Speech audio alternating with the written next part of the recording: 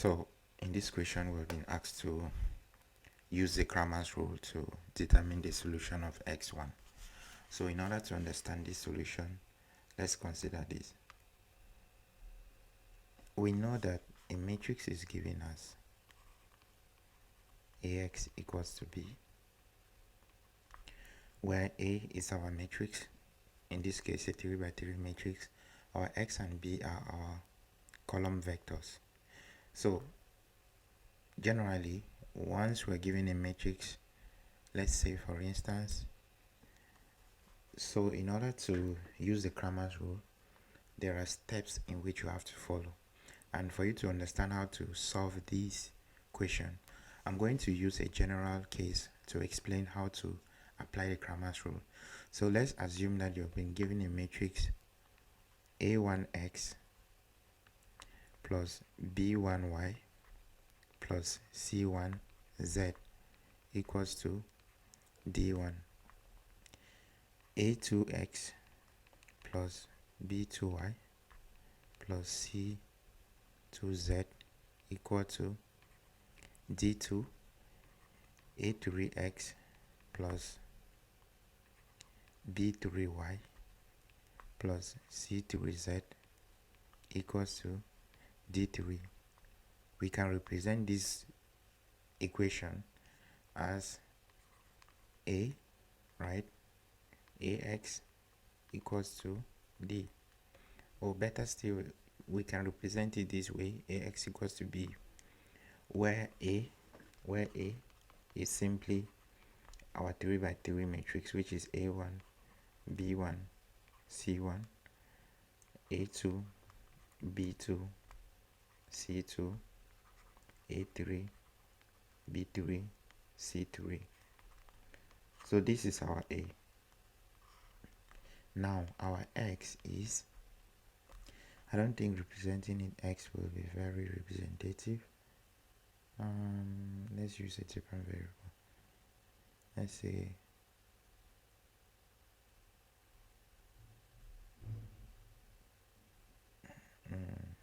ax, at, an.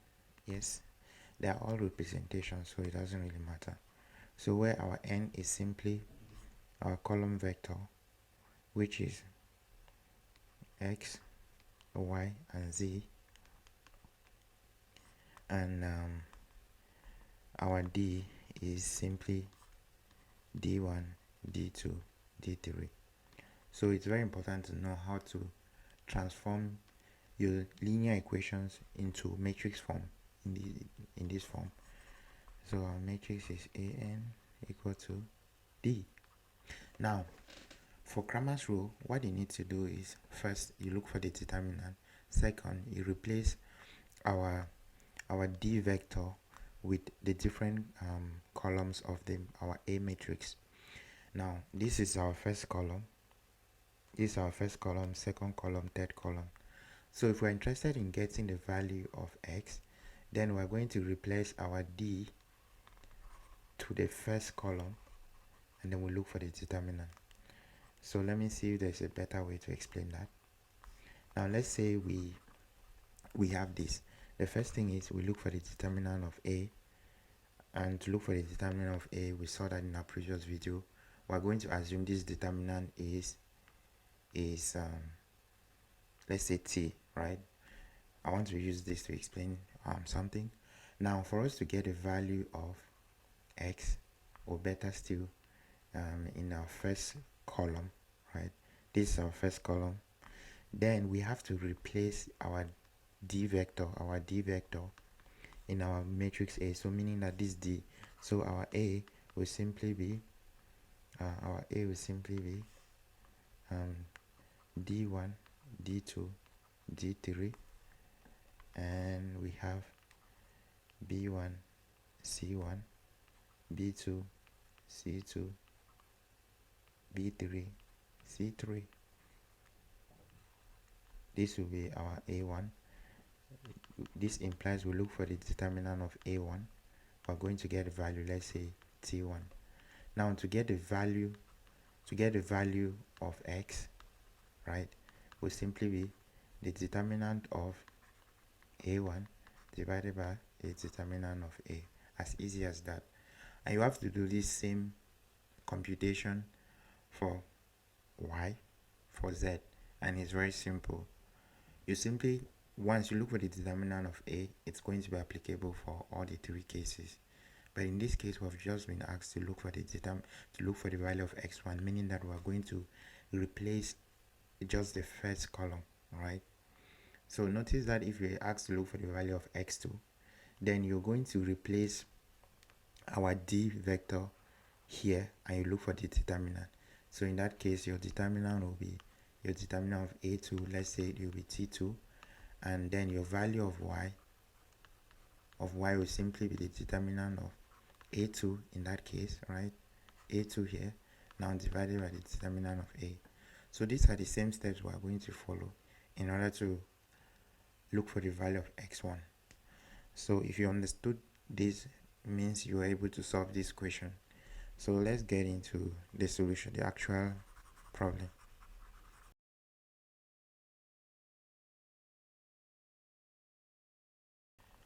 So the question given to us is 3x1 plus x2 plus 2x3 equals to 4, and minus x1 plus 2x2 minus 3x3 equals to 1, and minus 2x1 plus x2 plus x3 should equals to minus 2.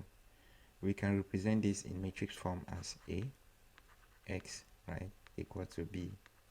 And representing this will simply be 3, 1, 2, negative 1, 2, minus 3, negative 1, 2, minus 3, negative 2, 1, 1, and multiplied by our x in this case is x1, x2, and x3, and this will be equal to our value of d in the previous case is 4, 1, minus 2.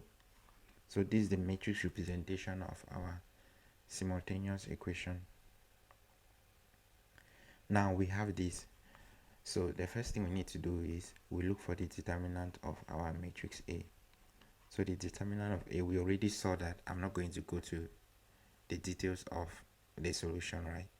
So to get the determinant of A, we simply look at the parity matrix, which we saw as plus, minus, plus, minus, plus, minus, plus, minus, plus. Again, if you have a matrix with one of the columns or one of the rows having 0, you have to consider that row having 0 as your pivot. So where you're going to consider, when you consider that as your pivot, is going to reduce the computation.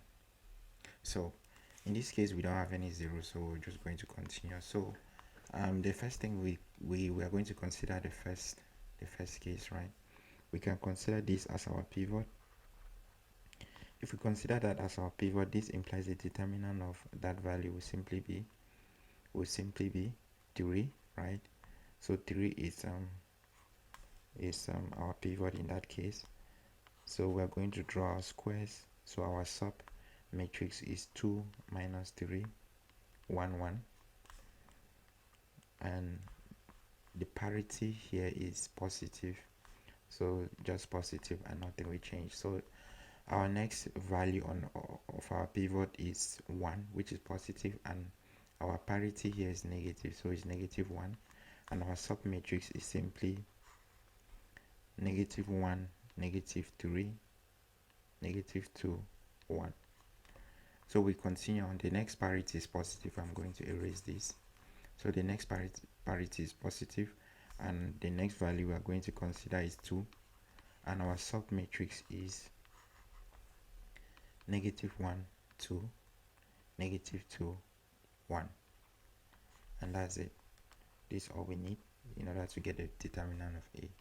So the determinant of A will simply be 3 into our determinant of a 2 by 2 matrix. 2 multiplied by 2 is 2, minus, so it will be minus minus, so plus 3 minus 1 into, this is negative 1 plus 6 plus 2 into negative 1 plus 4. And simplifying this will be 5, 15 here, minus here will be 5, minus 5, and plus this will be 3, 6. So this already gives us 10, 16, 16. Okay, so I'm not exactly sure if that's the correct answer, but the main or the most important thing is the approach and the steps, right? These are the correct steps. I'm not 100% sure with the answer, but just follow it the way it is. And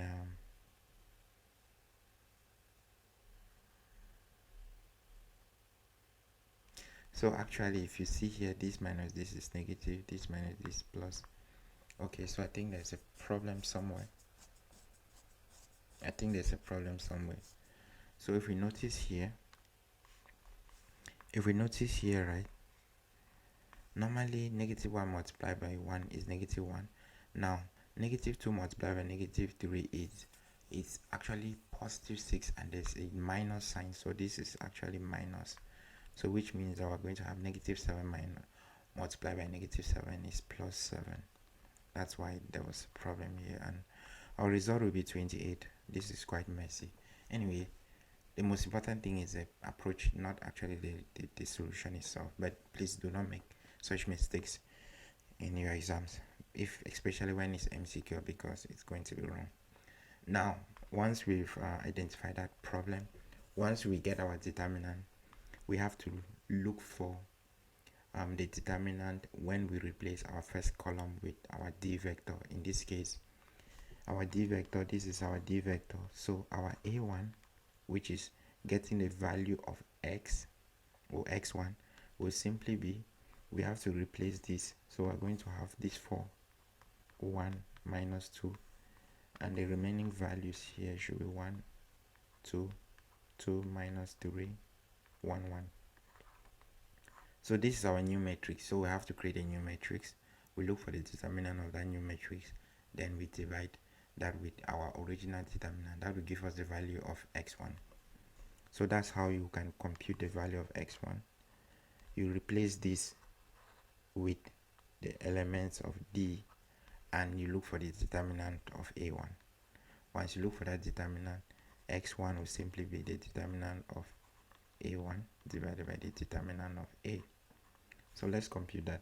So what we need to do here is to look for the determinant of our a1. So we're going to use the same method, right? We consider the pivot.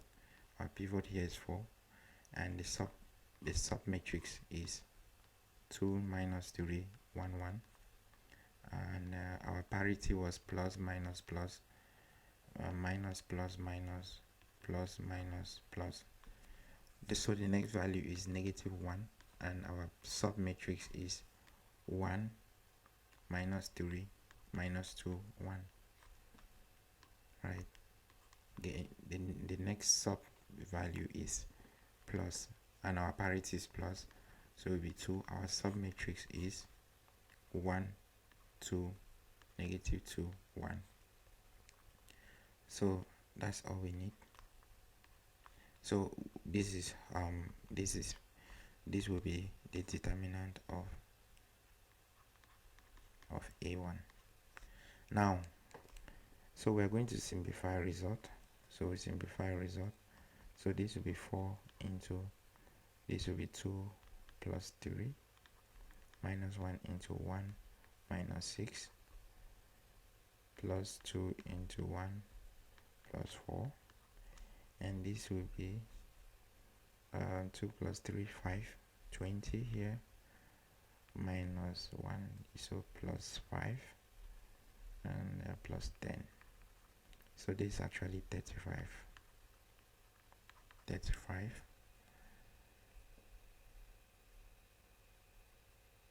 So that's the value of the determinant of a1. So to now get the value of x1, as we saw above, this will simply be the determinant of a1 divided by the determinant of a, which will simply be the determinant of a1 is 35 divided by the determinant of a, 28. So this is our solution. if the question actually asks you to look for our x3, the value of x3, so what you have to do is, we have already looked for the determinant of a1, which was 28. You don't need to change that anymore.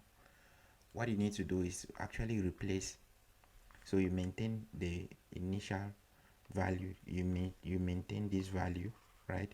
You maintain this value, then you change this value to our d.